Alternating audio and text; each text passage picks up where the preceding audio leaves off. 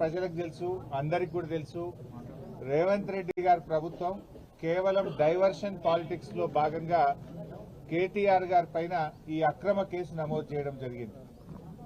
ముఖ్యంగా రైతు బంధు విషయంలో వానకాలం రైతు బంధు ఎగ్గొట్టి యాసంగి పంటకు కూడా చెప్పిన 15,000 కాకుండా కేవలం 6,000 రూపాయలు ఇస్తామని చెప్పి ప్రజల్లో తీవ్రమైన వ్యతిరేకతను ప్రభుత్వం ఎదుర్కొంటా ఉంది. ఏడాది పాలన తర్వాత అన్ని సర్వే రిపోర్ట్లలో కూడా ఈ ముఖ్యమంత్రి ఫెయిల్యూర్ సీఎం అని, ఈ ప్రభుత్వం ఫెయిల్ అయిందని చెప్పి ఈ రాష్ట్రంలో వచ్చిన అన్ని సర్వే రిపోర్ట్లు కూడా తెలియజేస్తా ఉన్నాయి. సో ఈ క్రమంలో మా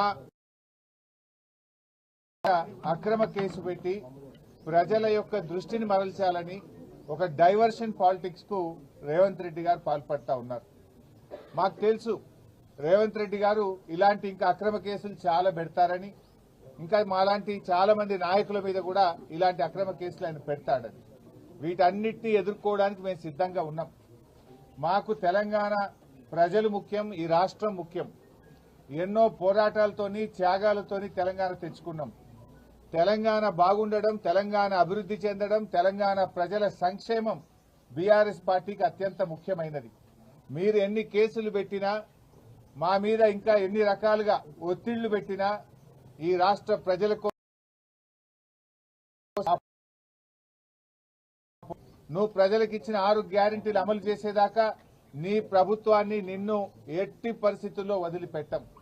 రేవంత్ రెడ్డి అనుకుంటున్నాడు బ్లాక్ మెయిల్ రాజకీయాలతోనో, అక్రమ కేసులతోనో, అరెస్టులతోనో తన ప్రభుత్వం యొక్క తప్పిదాలను కప్పిపుచ్చుకుంటానో, మమ్మల్ని మానసికంగా బలహీనపరుస్తానని అనుకుంటా ఉన్నాడు.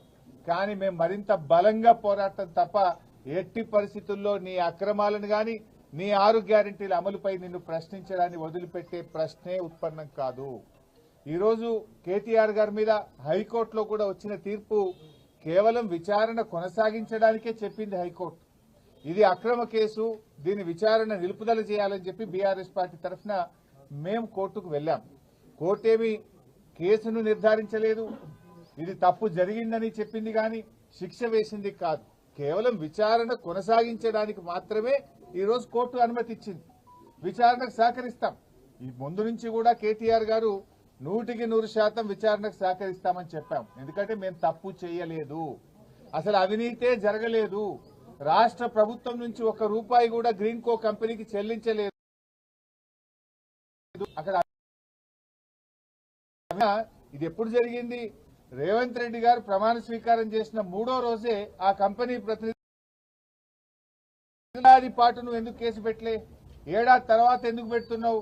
కేటీఆర్ గారు అడుగడుగునా నేను ప్రశ్నిస్తా ఉన్నాడు, నీ తప్పిదాలను బయట పెడతా ఉన్నాడు, నీ ప్రభుత్వం యొక్క వైఫల్యాలను ఎత్తి చూపుతా ఉన్నాడు కనుక ఏడాది తర్వాత దాన్ని బయట పెట్టినావు. నిన్ను ఆ కంపెనీ ప్రతినిధులు కలిసిన విషయాన్ని నువ్వు ఎందుకు బయట పెట్టలే, మీడియాకి ఎందుకు చెప్పలే? అది మేం బయట పెట్టినాం. దీన్ని అంతా బట్టి చూస్తా ఉంటే దృష్టి మరల్చడానికి ప్రభుత్వం చేస్తా ఉంది. నిన్నగాక మొన్న ప్రభుత్వం చేతులెత్తింది కదా. ఇవాళ రైతుల విషయంలో మేము రైతు భరోసా సాగు భూములకే ఇస్తాం, 6,000 ఇస్తాం అని ప్రజలను మోసం చేసింది. మీరు ఆ ప్రజల్లో ఆ చర్చ జరిగి ప్రభుత్వం మీద వ్యతిరేకత రాకుండా ఉండడానికి ఇలాంటి డైవర్షన్ పాలిటిక్స్. బట్ అయినా కూడా మాకు న్యాయస్థానాల మీద గౌరవం ఉంది, చట్టం మీద గౌరవం ఉంది. తప్పకుండా మేము అన్ని రకాలుగా దీనికి సహకరిస్తాం. సరే, ఫర్దర్ గా సుప్రీంకోర్టు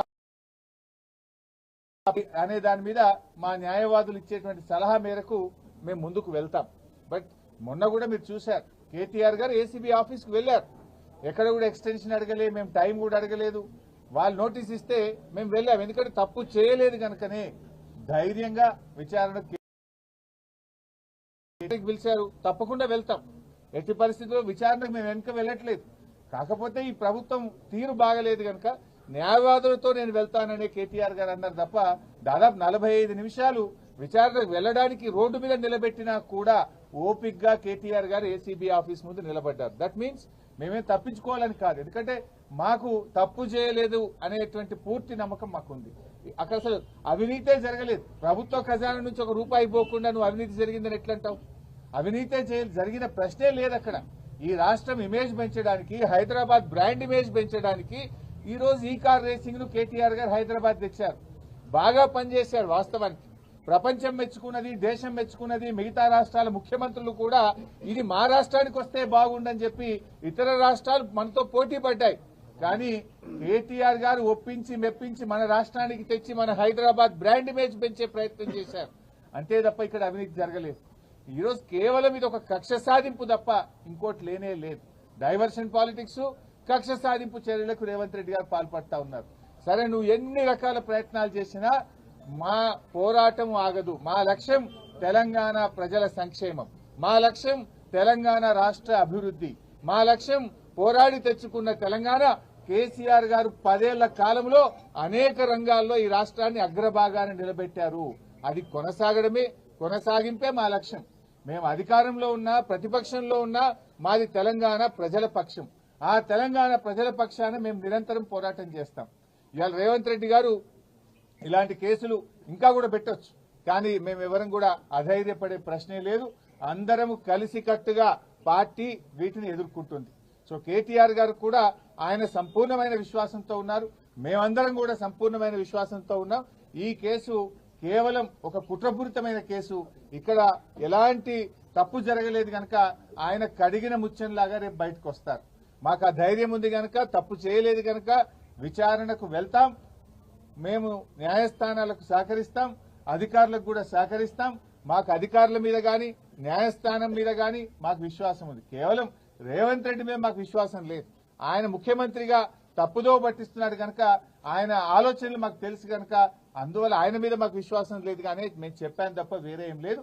సో ఇక్కడ ఈ రోజు కోర్టులో వచ్చినటువంటిది కూడా కొంతమంది తప్పుడు ప్రచారం చేస్తున్నారు సోషల్ మీడియాలో. ఏదో శిక్ష పడ్డదనో, అసలు కేసే ఓడిపోయిందనో, ఏదో తప్పు జరిగిందనే విధంగా కొంతమంది సోషల్ మీడియాలో కొంతమంది కాంగ్రెస్ పార్టీ నాయకులు పిచ్చి కూతలు కూస్తా ఉన్నారు. ఇక్కడ చెప్పదలుచుకుంది ఏంటంటే, అసలు విచారణే ప్రారంభం కాలేదు. ఇది తప్పుడు కేసు, దీన్ని క్వాష్ చేయాలని మేము వెళ్ళాం. ఇక న్యాయస్థానం విచారణ జరగాలి అని అన్నదే తప్ప ఇక్కడ తప్పు జరిగిందనో, అవినీతి జరిగిందనో, శిక్ష వేసిందో అనే ప్రశ్నే లేదు ఇక్కడ. కానీ కొంతమంది ఏంటంటే ఏదో తప్పుడుగా సోషల్ మీడియాలో ప్రచారం చేస్తూ ఒక గోబల్స్ ను, ఒక తప్పుడు వార్తని ప్రచారం చేసే ప్రయత్నం చేస్తున్నారు. అటువంటి వాళ్ళు అది మానుకుంటే మంచిదని కూడా మేము వారికి హితవు పలుకుతా ఉన్నాం. సో ఈ రోజు తప్పకుండా మేము సంపూర్ణమైన విశ్వాసంతో ఉన్నాం. ఇది ఒక తుఫైల్ కేసు. మా ఆర్ఎస్ ప్రవీణ్ చెప్పినట్టు ఇది 100% తుఫైల్ కేసు. ఫైనల్ గా ఇందులో ఎలాంటిది కూడా బయటకు వచ్చేది లేదు. అసలు ₹1 రాష్ట్ర ప్రభుత్వ ఖజానా నుంచే పోయింది లేదు. రాష్ట్రానికి ఆదాయం వచ్చింది తప్ప రాష్ట్రానికి జరిగిన నష్టమే లేదు. రాష్ట్ర ప్రయోజనాల కోసం చేసిన తప్ప కేటీఆర్ గారు స్వంతగా తన కోసం చేసినటువంటిది కాదు. అందువల్ల మాకు ఆ విశ్వాసం ఉంది కనుక 9వ తేదీ ఆయన ఏసీబీ విచారణకు వెళ్తారు. వెళ్లి అన్ని రకాలుగా మేము సహకరిస్తాం. మేము ఫర్దర్ గా లీగల్ యాక్షన్ మీద మా న్యాయవాదులు ఇచ్చే సలహా మేరకు మేము ముందుకు వెళ్తాం. ఏముంటది అంటే దానికి ఏం భయపడతాం. ఇవాళ చేస్తాడా, రేపు చేస్తాడా, ఈ అక్రమ అరెస్టులకు మేము భయపడేటోళ్ళం కాదు. ఇదేం మాకు కొత్త కాదు కదా. సమైక్య రాష్ట్రంలో తెలంగాణ ఉద్యమంలో ఆంధ్ర పాలకుల మీద చిచ్చర పిడుగులాగా పోరాడినటువంటి చరిత్ర బీఆర్ఎస్ పార్టీకి ఉన్నది. గతంలోనే మేము అరెస్ట్ అయినాం. తెలంగాణ కోసం పోరాటంలో కేటీఆర్ గారు అరెస్ట్ అయ్యి వరంగల్ జైల్లో పడ్డారు. మా నాయకులందరూ కూడా అరెస్ట్ అయ్యి జైళ్లలో పడ్డారు. ఏం జరిగింది? తెలంగాణ రాష్ట్రం వచ్చింది. ఈ రాష్ట్రానికి మేలు జరిగింది. ఇవాళ రేవంత్ రెడ్డి గారు మీరు అన్నట్టు ఇవాళ అరెస్ట్ చేస్తాడా, రేపు అరెస్ట్ ఆయన ఇష్టం. చేస్తే చేయని, ఇది అక్రమ అరెస్టు. మాకు న్యాయస్థానాల మీద నమ్మకం ఉంది. దానికి మేము భయపడం. తప్పకుండా లీగల్ గా ముందుకు పోతాం. 9వ తేదీ వాళ్ళు నోటీస్ ఇచ్చారు. డెఫినెట్ గా 9th నాడు కేటీఆర్ గారు మేము హాజరవుతాం. మొన్న కూడా హాజరయ్యారు కదా. 45 నిమిషాలు రోడ్డు మీద నిలబెట్టినా కూడా ఓపిక్గా నిలబడి నేను విచారణకు వెళ్తాను అని అంటే కూడా వాళ్ళు విచారణకు లోపలికి తీసుకోకుండా రోడ్డు మీదనే ఆ లెటర్ తీసుకొని మాకు రిసీవ్డ్ కాపీ ఇచ్చారు. అడ్వకేట్ విషయంలో ఏం చేయాలి అనేది చూడాలి. గతంలో there are lot of precedences. Rahul Gandhi గారు ఈడీ ఆఫీస్కి పోతే వెంట అడ్వకేట్లు వెళ్ళలేదా? గతంలో అడ్వకేట్లు వెళ్ళలేదా? అడ్వకేట్లు వెళ్తే తప్పేంటి సార్? అది ఎలా చేయాలి, ఏం చేయాలి అనే విషయాన్ని మా లీగల్ టీమ్ తో డిస్కస్ చేస్తాం. Whatever the legal team advises we will follow that.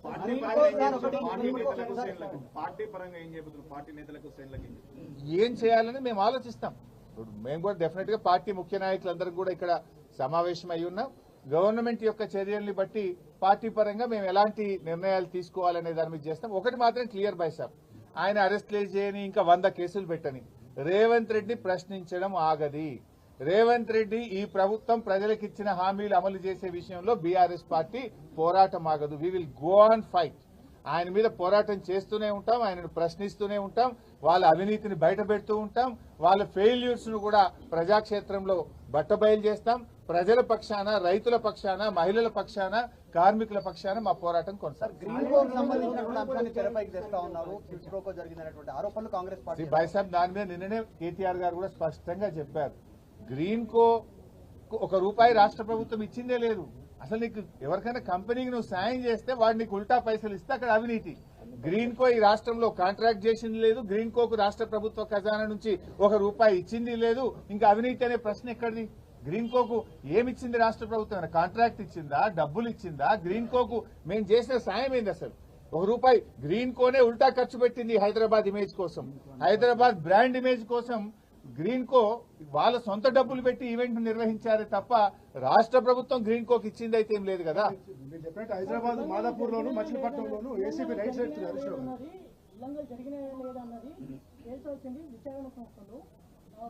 కాకపోతే దాంట్లో కావాలని మీరు వైసాబ్ విచారణ జరగడానికి వెళ్ళింది కదా కేటీఆర్ గారు.